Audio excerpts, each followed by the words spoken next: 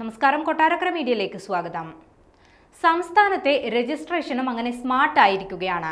സമ്പൂർണ്ണ ഇ സ്റ്റാമ്പിംഗിലേക്ക് മാറിയിരിക്കുകയാണ് സംസ്ഥാനത്തെ രജിസ്ട്രേഷൻ ഇടപാടുകൾ.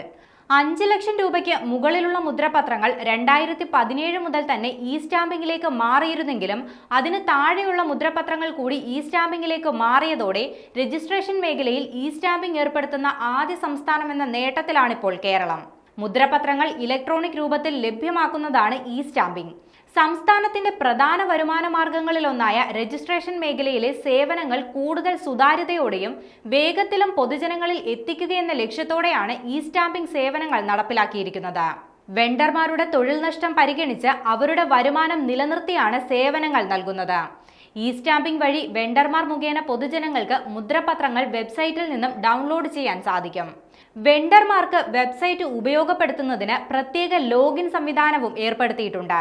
മുദ്രപത്രങ്ങൾ കടലാസിലടിക്കുന്നത് ഒഴിവാകുന്നതിലൂടെ പ്രതിവർഷം 60 കോടിയിൽ പരം രൂപ സർക്കാരിന് ലാഭമുണ്ടാകുമെന്നാണ് ഏകദേശ കണക്ക്. ട്രഷറി വകുപ്പാണ് മുദ്രപത്രങ്ങൾ അച്ചടിച്ച് വിതരണം ചെയ്യുന്നതെങ്കിലും അതിന്റെ ഏറ്റവും പ്രധാനപ്പെട്ട ഉപയോക്താക്കൾ രജിസ്ട്രേഷൻ വകുപ്പാണ്. ഇ സ്റ്റാമ്പിംഗിലൂടെ ഏത് മൂല്യത്തിലുള്ള മുദ്രപത്രവും ലഭ്യമാക്കാൻ കഴിയുമെന്നത് മുദ്രപത്രക്ഷാമം എന്ന പരാതിക്കും ശാശ്വത പരിഹാരമായി മാറുകയാണ്.